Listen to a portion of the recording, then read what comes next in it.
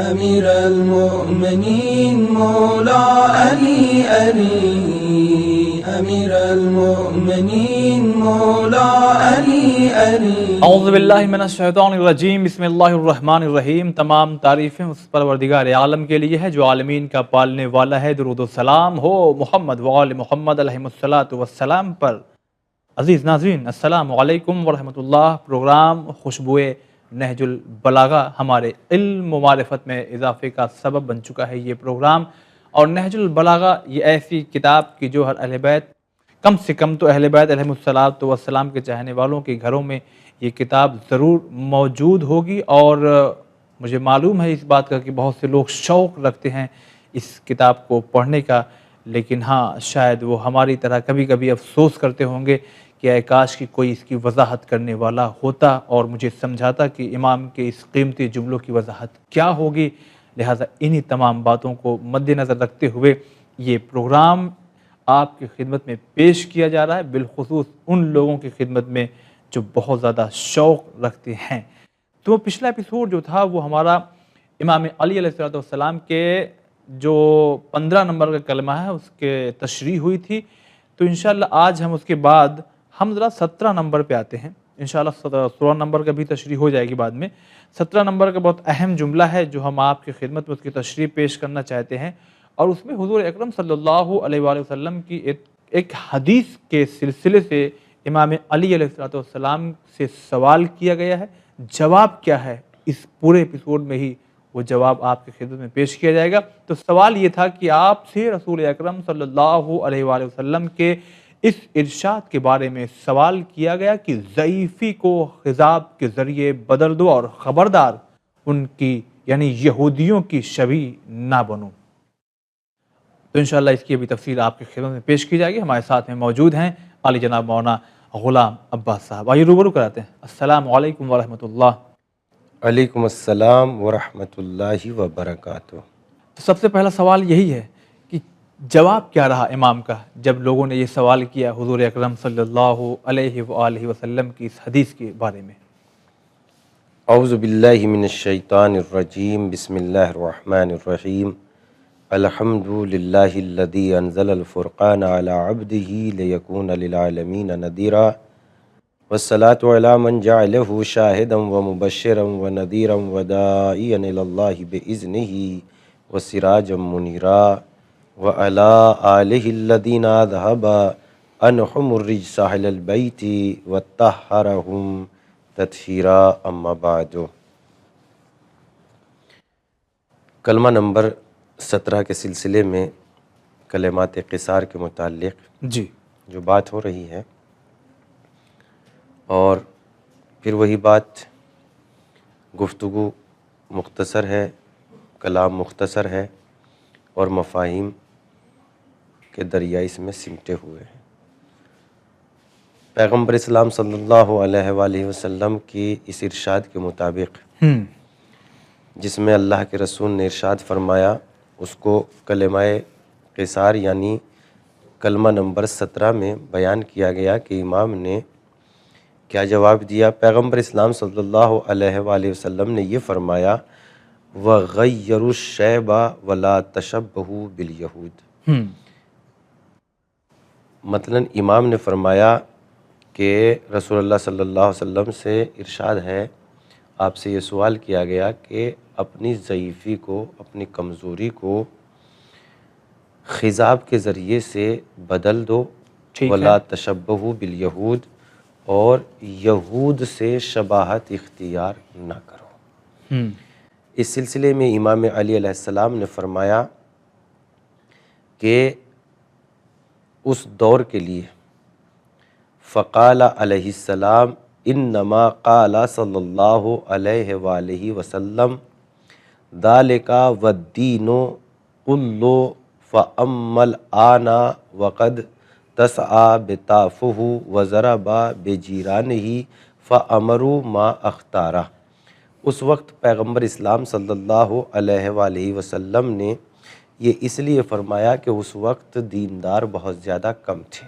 اچھا ہاں، اس وقت دیندار بہت زیادہ کم تھے، اور اس کے بعد انہوں نے حضرت علی علیہ السلام نے جواب دیا کہ چونکہ دیندار کم تھے، لیکن اس وقت پیغمبر اسلام نے یہ بات فرمائی، لیکن آج دینداروں کا دائرہ بہت زیادہ وسیع ہو گیا ہے۔ اچھا، اور آج کے زمانے میں یہ بات اختیار پہ چھوڑ دی گئی ہے کہ اگر انسان خضاب کرتا ہے تو ٹھیک ہے، اور اگر نہیں کرتا ہے تو کوئی حرج نہیں ہے۔ لہذا اس وقت چونکہ دینداروں کی کمی تھی اور اسلام کے چاہنے والوں اور اسلام مسلمانوں کی تعداد قلیل سی تعداد تھی، تو اس لیے پیغمبر اسلام صلی اللہ علیہ وآلہ وسلم نے یہ بات کہی کہ غیروا الشیب ولا تشبہوا بالیہود، اپنی ضعیفی کو خضاب کے ذریعے سے بدل لو، ولا تشبہوا بالیہود، اور یہود کی شبیہ اختیار نہ کرو۔ یہاں پر ایک جملہ آپ پوچھنا چاہ رہے ہیں؟ جی میں یہ پوچھنا چاہ رہا ہوں اس حدیث کو دیکھتے ہوئے کہ خضاب کا یہودیوں سے کیا تعلق؟ میں بھی وہی بات آپ کی خدمت میں عرض کرنا چاہ رہا تھا، لیکن جیسے کہتے ہیں نا کہ آپ نے منہ کی بات چھین لی ہے، تو میری زبان پہ وہی بات تھی اور آپ نے اس کو معلوم کر لیا کہ میں آپ کی خدمت میں اس کا جواب عرض کر دوں کہ پیغمبر اسلام صلی اللہ علیہ وآلہ وسلم نے یہ کیوں فرمایا ولا تشبہوا بالیہود۔ یہاں سے اندازہ ہوتا ہے کہ اس وقت جب پیغمبر اسلام صلی اللہ علیہ وآلہ وسلم نے لوگوں کو خضاب کا حکم دیا تو ایک تو مسلسل جنگ تھی۔ پہلے یہ عرض کر دیتا ہوں کہ تشبہوا بالیہود کا کیا مطلب ہے، چونکہ اسلام سے پہلے جو یہود اپنی تورات وغیرہ کے دعوے دار تھے، جبکہ بہت زیادہ اس میں تحریف ہو گئی ہے، چینجز آ گئے ہیں، لیکن وہ چونکہ ان باتوں کو جانتے تھے اور وہ مثلا یہود داڑھی رکھنے کے قائل تھے اور بہت لمبی داڑھی رکھنے کے قائل تھے۔ اچھا، لیکن وہاں پر جو ہے ان کے یہاں خضاب نہیں تھا، تو اس لیے کہ اگر داڑھی کے اعتبار سے کہ یہ بھی داڑھی رکھیں وہ بھی داڑھی رکھیں، تو وہ لمبی داڑھی رکھنے کا ان کے یہاں بہت زیادہ رواج تھا کہ وہ لمبی داڑھی رکھتے ہیں۔ روایات سے پتہ چلتا ہے کہ اسلام میں لمبی داڑھی رکھنے کا حکم نہیں ہے، بلکہ روایات سے اندازہ ہوتا ہے کہ اسلام متوسط طریقے کی، جس کو درمیانی داڑھی کہتے ہیں، اس داڑھی کو رکھنے کا اسلام حکم دیتا ہے، اس لیے کہ انسان کی نظافت اور انسان کی جو بظاہر چہرے کا بناؤ سنگار ہے، اس سے بھی تو انسان سامنے سے مطلب ایسا لگے کہ ہاں یقیناً انسان کی شکل و صورت کے اعتبار سے جو نور پروردگار عالم نے اس کو دیا ہے اس کو بھی ظاہر ہونا چاہیے۔ ایسا نہ ہو کہ داڑھی کے ذریعے سے اتنا انسان اپنی داڑھی کے بالوں کو بڑھا لے کہ اگر ایک اچھا خاصا انسان دیکھے تو انسان کو ڈر لگنے لگے۔ ایسا نہیں ہونا چاہیے، اسلام نے یہ حکم نہیں دیا ہے، بلکہ اسلام نے جو ہے متوسط داڑھی رکھنے کا حکم دیا، یعنی زیادہ سے زیادہ اس مشت کے بھر، یعنی ایک مٹھی کے برابر اگر داڑھی ہے تو بہت ٹھیک ہے، اس سے بھی کم، یعنی داڑھی جس کو داڑھی کہا جا سکے، جس کو 40 قدم سے دیکھا جا سکے، اگر اس کے چہرے پر منڈوانا تو اسلام میں بالکل حرام ہے۔ یعنی آپ اپنے داڑھی کو اس طرح کے ذریعے سے نہیں منڈوا سکتے، یہ حرام کام آپ انجام دے رہے ہیں، شیونگ نہیں کرا سکتے۔ لیکن اس کے علاوہ اگر کوئی آپ کے مثلاً اس اعتبار سے جو مجبوری ہے، تو مجبوری کے اعتبار سے ہم نے قرآن مجید کی پچھلے پروگرام میں آپ کے پاس دلیل پیش کر دی ہیں، آپ اس سے اپنے اعتبار سے اور اپنے مرجع کرام کے اعتبار سے مثلاً عمل کر سکتے ہیں، فتوے کے مطابق آپ عمل انجام دے سکتے ہیں۔ لیکن یہ طے ہے کہ داڑھی کا منڈوانا حرام ہے اور داڑھی کا رکھنا اس شریعت مقدسہ محمد صلی اللہ علیہ وآلہ وسلم میں داڑھی کا رکھنا واجب ہے۔ لہذا جب داڑھی کا رکھنا واجب ہے تو یہود کے یہاں داڑھی تو پائی جاتی تھی، لیکن ان کے یہاں خضاب نہیں پایا جاتا تھا، تو پیغمبر اسلام صلی اللہ علیہ وآلہ وسلم نے ارشاد فرمایا کہ ان کی طرح کی داڑھی رکھنے کے بعد ان کی طرح کے نہ ہو جاؤ، ان سے اپنے آپ کو تشبیہ نہ دو کہ وہ لمبی داڑھی رکھتے ہیں تو آپ بھی لمبی داڑھی رکھیں، وہ خضاب نہیں کرتے تو آپ بھی خضاب نہیں کرتے، بلکہ خضاب کے ذریعے سے اپنے آپ کو ان سے جدا کر لو۔ ایک وجہ تو یہ ہے۔ دوسری وجہ اس سلسلے میں یہ ہے کہ چونکہ جب پیغمبر اسلام صلی اللہ علیہ وآلہ وسلم نے مکے کی گلیوں میں قولوا لا الہ الا اللہ کا نعرہ بلند کیا کہ لا الہ الا اللہ کہو تم فلاح پا جاؤ گے، نجات پا جاؤ گے، تو اسلام کے لیے جن کے سینوں میں اسلام نے گھر کیا وہ بہت ضعیف اور کمزور قسم کے لوگ تھے۔ مثلاً اسلام کا کلمہ جو سب سے پہلے پڑھنے والے تھے وہ یا تو غلام تھے یا کمزور تھے یا تنگ دست سے، یا وہ تھے جن کے گھروں میں بھوکمری چھائی ہوئی، یعنی غریب غربا غلاموں نے اسلام کو سب سے پہلے قبول کیا، اور جب اسلام کو سب سے پہلے غریب و غربا نے تسلیم کر لیا، پیغمبر اسلام صلی اللہ علیہ وآلہ وسلم کے سامنے وہ لوگ آ کے بیٹھ جایا کرتے تھے، تو پروردگار عالم چونکہ لوگ اس طریقے کے ہوتے ہیں کہ کچھ بڑے لوگ مثلاً جن کے پاس اللہ نے دولت دی ہے تو اپنے آپ کو وہ کچھ ایسا سمجھ لیتے ہیں کہ ان کے پاس جائیں گے تو ہم چھوٹے ہو جائیں گے. یعنی وہ چھوٹوں کے پاس جانے کو یا غریب غربا کو دیکھنا بھی بہت سے لوگ ہوتے ہیں. آج بھی اس قسم کے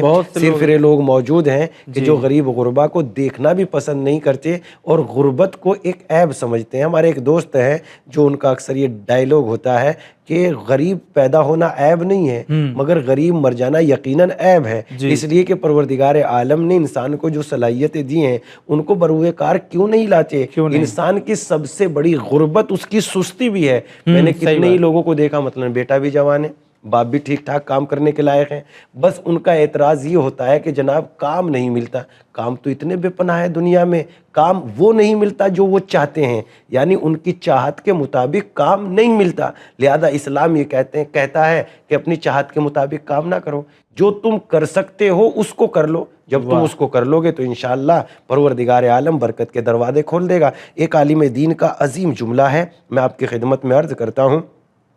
اگر اس جملے کو میرے کسی بھائی نے اپنے پہلو میں اور اپنے دل میں اس بات کو جگہ دے لی تو یقیناً اس کی زندگی میں بدلاؤ اور اس کی زندگی کامیابی کے قریب پہنچ جائے گی. اور پھر وہ کتنا کامیاب ہو سکتا ہے میں اس کی حد بیان نہیں کر سکتا. عالم دین کا کہنا یہ ہے، بڑے عظیم عالم ہیں، ان کا کہنا یہ ہے کہ انسان اس انتظار میں نہ رہے کہ طاقت آ جائے گی تو کام کریں گے. ان کا کہنا یہ ہے کام کرو انشاءاللہ تعالیٰ طاقت آ جائے گی. اس کے سلسلے میں ایک واقعہ بھی میں آپ کی خدمت میں عرض کرتا ہوں. پیغمبر اسلام صلی اللہ علیہ وآلہ وسلم ایک جگہ سے گزر رہے ہیں. گزرتے گزرتے پیغمبر اسلام کے اصحاب و انصار بھی ان کے ساتھ ہیں. گزرتے ایک جگہ سے پیغمبر اسلام نے حکم دیا یہاں ہم ٹھہریں گے، رات کا کھانا کھائیں گے، آرام کریں گے اور پھر اس کے بعد اگلا سفر شروع کریں گے. یعنی تازہ دم ہو جائے، پانی وغیرہ مثلا تھوڑا سا انسان طاقت حاصل کر لے، غذا استعمال کر لے. اس وقت پیغمبر اسلام صلی اللہ علیہ وسلم کے حکم پہ سب لوگ اتر پڑے اپنی سواریوں سے اور اپنی سواریوں کو محکم باندھنے کے بعد پیغمبر اسلام صلی اللہ علیہ وسلم نے فرمایا کہ لکڑیاں لے کے آؤ، اس لیے آگ روشن کی جائے گی. اس زمانے میں گیس وغیرہ تو تھے نہیں، لہٰذا پیغمبر اسلام صلی اللہ علیہ وسلم نے کہا کہ لکڑیاں چن کے لاؤ اس لیے کہ آگ روشن کی جائے گی. تو سب نے ایک زبان ہو کے کہا. آج بھی عرب کے صحرا میں اگر آپ دیکھیں گے تو وہاں ریت ہی ریت دکھائی دیتا ہے، لکڑیوں کا تو نام نشان نہیں ہے. تو اور اگر دور دار ہے بھی تو کھجور کے درخت ہیں اور دوسری چیزوں کی تو کوئی لکڑی دکھائی نہیں دیتی. تو پیغمبر اسلام کے اس سوال پر لوگوں نے کہا یا رسول اللہ اس ریگستان میں ریت ہی ریت میں کہاں لکڑیاں دکھائی دے رہی ہیں جو ہم لکڑیاں چن کے لائیں. تو آپ نے اکثر دیکھا ہوگا ریت کا اگر سفر کہیں کیا ہے تو ریت میں دو چیزیں اکثر پائی جاتی ہیں. میں نے تو دیکھا ہے اور میری تو نگاہوں کے سامنے کی بات ہے کہ اس میں جو ہے ایک چمکیلی سی چیز ہوتی ہے ریت میں، ایک چھوٹی سی دور سے جب دھوپ پڑتی ہے تو ایک چیز چمکتی ہے سونے کی مانند، اور اس میں ایک چھوٹا سا تنکا بھی لازمی طور پر ہوتا ہے. یہ دونوں چیز ریت میں ضرور پائی جاتی ہے. میں یہ نہیں کہہ رہا کہ یہ کہاں سے آ گئی، کیوں آ گئی، مجھے نہیں پتا، لیکن یہ میں نے دیکھا ہے کہ ایک چھوٹا سا تنکا اور ایک چمکیلی سی چیز ریت میں ضرور پائی جاتی ہے. پیغمبر اسلام صلی اللہ علیہ وسلم نے اس چھوٹے سے تنکے کو اٹھایا اور تنکے کو اٹھانے کے بعد کہنے لگے یہ دیکھ رہے ہو؟ کہا یا رسول اللہ اس کو تو ہم دیکھ رہے ہیں. پیغمبر اسلام صلی اللہ علیہ وسلم نے فرمایا اس تنکے کو اٹھاتے جاؤ اور دوسرے ہاتھ میں جمع کرتے جاؤ. ان لوگوں نے پیغمبر اسلام صلی اللہ علیہ وآلہ وسلم کی بات پر عمل کیا. تنکے کو اٹھاتے جاتے تھے، ہاتھ میں جمع کرتے تھے. تھوڑی دیر کے بعد پورا ہاتھ یعنی پورے ہاتھ کی مٹھی بھر گئی، اور جب پورا ہاتھ بھر گیا یہ سب اللہ کے رسول کی خدمت میں آئے. پیغمبر اسلام صلی اللہ علیہ وآلہ وسلم نے فرمایا اس کو ان کی جگہ پر ڈال دو. جب ان لوگوں نے ایک جگہ پر اس کو ڈال دیا تو جب 10-20 ہاتھوں ایک ساتھ پڑے تو وہ اچھا خاصا ڈھیر کی شکل میں نمایاں ہو گیا. پیغمبر اسلام صلی اللہ علیہ وسلم نے کہا اس کا تو تم انکار کر رہے تھے، لہٰذا یہ آیا کہاں تھے؟ تو یہاں یہ نقطہ اللہ کے رسول نے ہمیں دیا. اس سے بہت سارے نتائج لیے جا سکتے ہیں، کتنی نتیجے اور کتنے مثلا اس سے عقل مندی اور عبرت کی باتیں حاصل کی جاتی ہے. ایک تو اس سے یہ نتیجہ لیا جا سکتا ہے کہ گناہ کو چھوٹا نہ سمجھے، وہ تنکا تنکا ہو کے ڈھیر بن جاتا ہے. جی واقعی صحیح بات ہے. ہاں چھوٹے گناہ کو گناہ نہ سمجھو، تنکا تنکا ہو کے ریزہ ریزہ ہو کے ڈھیر بن جاتا ہے. اور ایک عالم دین نے یہی کہا کہ پہاڑ میں بڑے بڑے پتھر نہیں ہیں، پہاڑ چھوٹے چھوٹے ریزوں سے پہاڑ بن جاتا ہے. زیادہ ذرا سی چیزوں سے بہت چیز جمع ہو جاتی ہے. اور قطرے قطرے سے مثلا دریا بن جاتا ہے. تو اس اعتبار سے ہمیں ایک نتیجہ تو یہ بھی لینا چاہیے. دوسرا نتیجہ ہم اس سے یہ بھی نکال سکتے ہیں کہ کتنی چھوٹی مقدار میں ایک تنکے کے برابر کام شروع ہوا اور کتنی جلدی ڈھیر کی شکل میں نتیجہ برآمد ہوا. تو اس انتظار میں نہیں رہنا چاہیے. لاکھ روپیہ ہوگے تو کام کریں گے, 50,000 ہوں گے تو کام کریں گے, 10 روپیہ, 10 روپیہ بھی آپ کے پاس ہے, کام شروع کر دیجئے. جس طریقے سے پروردگار عالم نے اس تنکے کی برکت میں ایک ڈھیر پیدا ہو گیا. آج انشاءاللہ آپ کو 1 درہم, 1 روپیہ, کل 10 روپیہ, کل 20 روپیہ, روز بروز کام بڑھتا جائے گا. عقل انسانی کھلتی جائے گی, کام کے دریچے اور کام کے کرنے کا شعور پیدا ہوتا جائے گا, اور نعمتوں کا انشاءاللہ تعالی نزول ہوتا چلا جائے گا. لہذا کام شروع کر دو تاکہ طاقت پیدا ہو جائے. اس انتظار میں نہ بیٹھو کہ طاقت آ جائے گی تو کام کریں گے. ارے کام کرو, طاقت خود بخود تمہاری غلام ہو جائے گی. اس لیے کہ میں آپ کی خدمت میں ایک چیز اور عرض کرتا ہوں, اور بہت تجربے کی بات ہے. انسان کو اللہ نے کچھ اس انداز میں بنایا ہے کہ جتنا انسان اپنے آپ کو استعمال کرتا ہے, اس کی طاقت مثلا خرچ نہیں ہوتی, بنتی ہے. مثلا جیسے ہمارا جو بدن ہے مشکلات کے مقابلے میں طاقتور ہو جاتا ہے. جیسے اس جوان کو آپ لیجئے جو ورزش کرتا ہے, ورزش یعنی ایک پریشانی اٹھا رہا ہے, ایک مشکل اٹھا رہا ہے, اور مشکل کرنے کے بعد مشکل کے ذریعے سے ایک وہ وزن مثلا برداشت کر رہا ہے اور اس کے ذریعے سے ورزش کر رہا ہے. تو اس مشکل کے نتیجے میں اس کی جو باڈی ہے, اس کا جو بدن ہے, اس کو طاقت مل رہی ہے یا وہ کمزور ہو رہا ہے؟ طاقتور ہوتا چلا جا رہا ہے. تو اسی طریقے سے جب انسان روز بروز کام کرے گا تو طاقتور ہوتا چلا جائے گا. اسی لیے ایک دانشور نے کہا کہ جب میں کام کرتا ہوں تو میرے اخلاق, میں با اخلاق ہو جاتا ہوں, اور جب میں کام کرنا چھوڑ جاتا ہوں تو میں بد اخلاق ہو جاتا ہوں. اس لیے کہ جب کام نہیں کرے گا تو انسان دوسروں کو اول ہی بکے گا, دوسروں کے بارے میں مثلا ادھر ادھر کی لوکا جھاکی ہی کرے گا, اور کیا کرے گا. اور چوراہا یہاں کھڑا ہے کہ وہاں کھڑا ہے, رات میں جاگ رہا ہے کہ دن میں سو رہا ہے, اسی طریقے کے اور اسی طریقے کے اس کو دوست بھی مل جائیں گے. لیکن جب انسان کام کرے گا تو کام کرنے کی صورت میں ایک دانشور نے اور کہا کہ جب میں کام کرتا ہوں تو کام کرنے کی وجہ سے مجھ میں اتنا ہی کام کرنے کی اور طاقت پیدا ہو جاتی ہے. واہ صحیح کہنا, بالکل. جی. تو اس اعتبار سے اس عالم دین کا جو میں جملہ کوڈ کرنا چاہتا تھا آپ کی خدمت میں, اس لیے یہ ساری باتیں نکل گئی. تو اس لیے پیغمبر اسلام صلی اللہ علیہ وآلہ وسلم نے فرمایا کہ خضاب کریں اور اپنے آپ کو جو ہے ان سے جدا کریں. ایک بات تو یہ تھی. دوسری بات یہ تھی کہ پیغمبر اسلام صلی اللہ علیہ وآلہ وسلم پر جب ایمان لانے کمزور لوگ تھے, فقیر فقرا قسم کے لوگ تھے, اور دولت مند ان سے مثلا احراز کرتے تھے, دور جاتے تھے. تو اس وقت ایک شخص نے پیغمبر یا چند لوگوں نے پیغمبر اسلام صلی اللہ علیہ وآلہ وسلم کی خدمت میں یہ بات پیغام پہنچایا کہ کیا رسول اللہ نے ان چند غریب غربا لوگوں پر قناعت کر لی ہے؟ اگر اللہ کے رسول چاہتے ہیں کہ ہم ان کے قریب آئیں, یعنی ہم اپنے اسٹیٹس کے مطابق لوگوں کو قریب آنا چاہتے ہیں, ہم اپنا اسٹیٹس نہیں گرانا چاہتے. مولوی صاحب آپ صحیح کہہ رہے ہیں, غریب کی مدد کرنی چاہیے, ان کو سینے سے. ایسے لوگ ہم سے ملاقات کرتے ہیں, اور خدا کی قسم وہ تبلیغ کرنے اور دین کا کام کرنے کے لیے جو جناب موسیٰ علیہ السلام نے دعا مانگی تھی, پروردگار مجھے مددگار دے دے اور میرے سینے کو کشادہ کر دے. تو دین کی تبلیغ کرنے کے لیے سینے کو کشادہ کرنا بہت ضروری ہے. سینے کی کشادگی کے بغیر انسان دین کی تبلیغ نہیں کر سکتا. اس لیے کہ میرے سامنے بھی ایسی باتیں آتی ہیں, مطلب بہت تیزی کے ساتھ اور بہت جلدی کہیں جانا چاہ رہے ہیں, ہاتھ پکڑ کے مطلب کہنے لگے مول صاحب یہ مسئلہ بتا دیجئے. اب اس بیچارے کو کیسے بتائیں کہ ہم کتنی تیزی اور کتنی ایک دم ہمیں وہاں پہنچنا ہے. مگر یہ اپنے آپ میں بس, لیکن اس سے ہمیں غصہ اس لیے نہیں ہونا چاہیے کہ ان کو نہیں پتا ہماری ذمہ داریاں کیا کیا ہے. اس لیے جب وہ جانتے نہیں تو لائق سرزنش بھی نہیں ہے, لائق عتاب بھی نہیں ہے. تو اس لیے پیغمبر اسلام کی خدمت میں انہوں نے خبر بھیجی, یا رسول اللہ اگر آپ ہمیں اپنے قریب لانا چاہتے ہیں, ہم اسٹیٹس کو گرا کے تو نہیں آپ کے پاس آ سکتے. ہمارا بھی کوئی اسٹیٹس ہے, ہم اس کے مطابق اس کے اپنی شان کو نہیں گرا سکتے.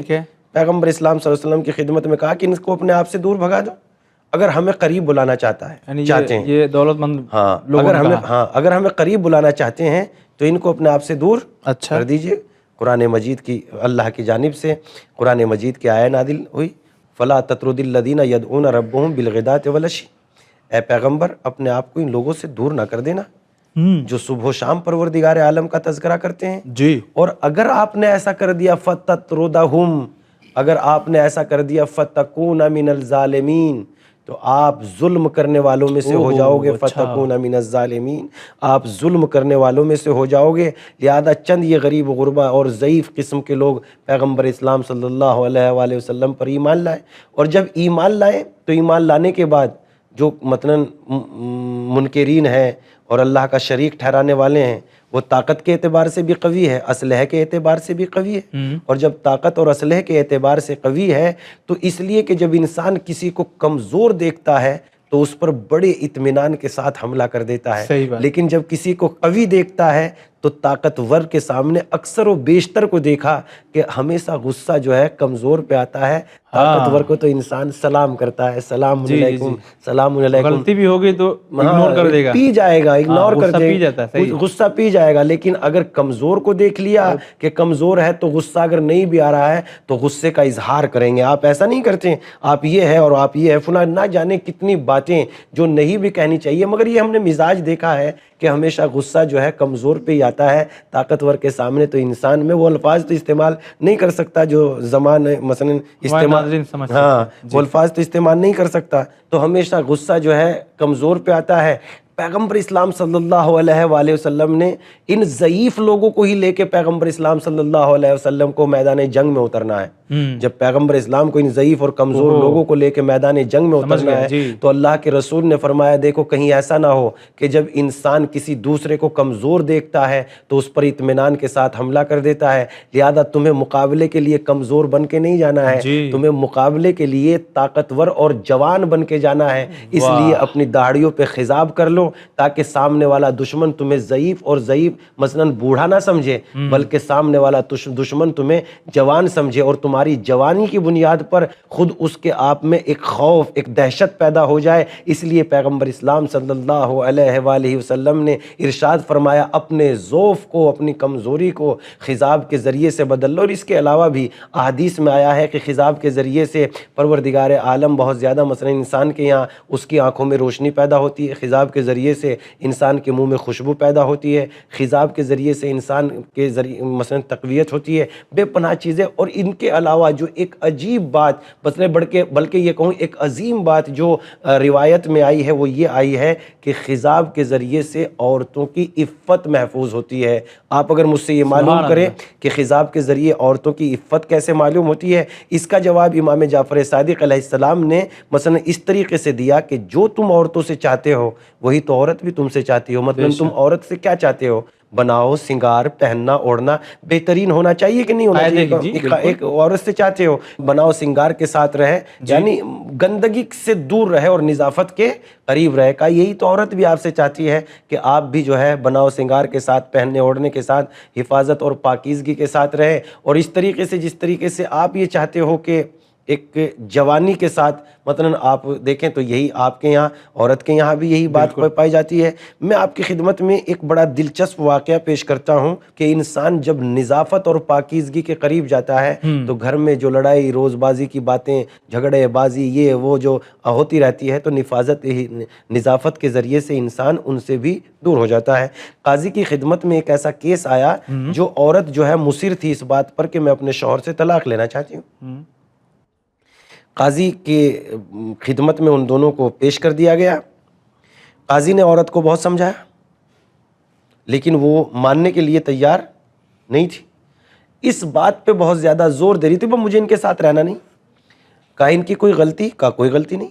پھر کہا کھانے پینے کے لیے؟ کہا وہ سب چیز ہے، ٹھیک ہے، بس میں آپ سے یہ کہہ رہی ہوں مجھے ان کے ساتھ رہنا نہیں، کیا مجھے اختیار نہیں ہے اس بات کا کہ میں ان سے الگ ہو جاؤں؟ ٹھیک ہے، قاضی نے سمجھ گیا، ہاں قاضی نے اپنے ذہن کو گردش دی اور فکر کا استعمال کیا، اور فکر کا استعمال کرنے کے بعد قاضی نے شوہر کو قریب بلایا، اور قریب بلانے کے بعد کچھ اپنی جیب سے کچھ تھوڑی سی رقم دی، اور رقم دینے کے بعد قاضی نے شوہر سے کہا کہ بہترین لباس اور بہترین تمہارے یہ بال کیا بکھرے ہوئے ہیں، سر کے اور داڑھی کے بال ادھر ادھر ہیں، اور تمہارے منہ سے بدبو آ رہی ہے، تمہارا چہرہ صاف ستھرا کیوں نہیں ہے؟ یعنی آج کے دور میں ہم لوگوں نے کہیں کیا دیوانوں کی جیسی جس طرح رہ رہے ہو، اور تمہارے لباس میں اتنی گندگی کیوں ہے؟ کتنے دنوں میں نہاتے ہو؟ جاؤ اپنے آپ کو نہاؤ دھو، پاک و پاکیزہ کرو، داڑھی کو سنوارو، داڑھی کو سنوار لو، تراش لو، اور اس کے بعد جو ہے بیوی سے یہ کہا کہ میں تمہارا طلاق پڑھنے کے لیے تیار ہوں، مجھے کوئی محبت نہیں ہے کہ میں آپ کا طلاق کیوں نہیں پڑھوں، اس لیے کہ جب آپ چاہتی ہے کہ آپ کو طلاق ہو جائے تو مجھے کیا نقصان ہے کہ میں آپ کو لیکن شرط یہ ہے کہ جاؤ تم پہلے آرام سے 15 دن رہو اور 15 دن رہنے کے بعد میرے پاس آنا، جب تم میرے پاس آؤ گی اس ٹائم تو میں تمہارا طلاق بغیر کسی بات کے سنے اور غور کرنے کے، بغیر کسی بات کے آپ کا طلاق میں پڑھ دوں گا۔ یہ بات میں آپ کو تحریر کے طور پر دے رہا ہوں۔ یہ عورت نے اس بات کو قبول کر لیا، اور جب اس بات کو قبول کر لیا تو مرد کو تو پہلے ہی سمجھا چکا تھا کہ حفاظت اور نفاذت کے ساتھ رہنا، داڑھی کو تھوڑا تراش کے، لباس کو تھوڑا سنوار کے، اس مرد نے اس بات پر عمل کیا۔ جب عمل کیا تو عمل کرنے کے بعد 15 دن بیت گئے، اور جب 15 دن بیت گئے، 20 دن بیت گئے، مہینہ 2 مہینہ بیت گئے، جو عورت کو پریشانی تھی وہ دور ہو گئی اور وہ اپنے شوہر سے بے پناہ محبت کرنے لگی۔ قاضی نے خبر بھیجی کہ آئیے، آ جائیے، دربار میں تشریف لے آئیے، میں آپ کا طلاق پڑھنے کے لیے تیار ہوں۔ تو عورت نے قاضی کے پاس شکریہ کے ساتھ خبر بھیجی، آپ بالکل اپنے آپ میں اختیار رکھتے ہیں، لیکن قاضی سلامت مجھے اب اس چیز کی ضرورت نہیں ہے۔ تو یہاں سے یہ بات پیدا ہوتی ہے کہ انسان کی بہت ساری چیزیں اس کی گندگی کی وجہ سے بھی لوگ نفرت کرنے لگتے ہیں۔ لہذا اگر گھر میں انسان چاہتا ہے کہ اس کے بہترین طریقے سے گھر آباد ہو تو انسان کو اپنی نفاذت اور اپنے پاکیزگی کے ساتھ یقیناً اپنے کو سنوار کے رکھنا چاہیے۔ اس لیے امام کی وہی حدیث، جو تم عورت سے چاہتے ہو وہی عورت بھی تم سے چاہتی ہے۔ اگر بہت بہت شکریہ ادا کرتے ہیں، واقعی بہت ہی اہم پیغامات آپ نے ہمارے ناظرین کی خدمت میں پہنچایا۔ ایسی دیوانگی کی حالت میں اکثر لوگ رہتے ہیں کہ جس کے بنا پہ شاید قاضی کے دربار میں ایسے واقعات نہ پیش آتے ہوں، لیکن اندر ہی اندر لوگ کہتے ہیں نا کڑ کے رہنا، تو یہ جیسا مرد پسند کرتا ہے ویسی عورتیں واقعی پسند کرتی ہیں۔ بہت شکریہ ادا کرتے ہیں۔ آپ حضرات کا بھی بہت بہت شکریہ۔ تو ناظرین اجازت دیجیے، انشاءاللہ اگلے ہفتے حاضر ہوں گے، اہم ترین گفتگو پھر سے آپ کی خدمت میں ہم پہنچائیں گے۔ نہج البلاغہ کے واقعی ایک ایک جملے پہ غور کرنے لائق ہے، یہ تو مختصر سا وقت ملتا ہے، لہٰذا مختصر وقت دیکھتے ہوئے اہم ترین باتیں بس پیش کر دی جاتی ہیں۔ اگر انہی باتوں کو بھی سن کے سمجھ کے اپنے ذہن میں رکھ کر کے اس پہ عمل کیا جائے تو واقعی زندگی اور آخرت کے سنورنے اور سدھرنے کے لیے کافی ہوگا۔ فی الحال آپ دیکھتے رہیے چینل ون۔ خدا حافظ۔ المؤمنین مولا علی امیر المؤمنین مولا علی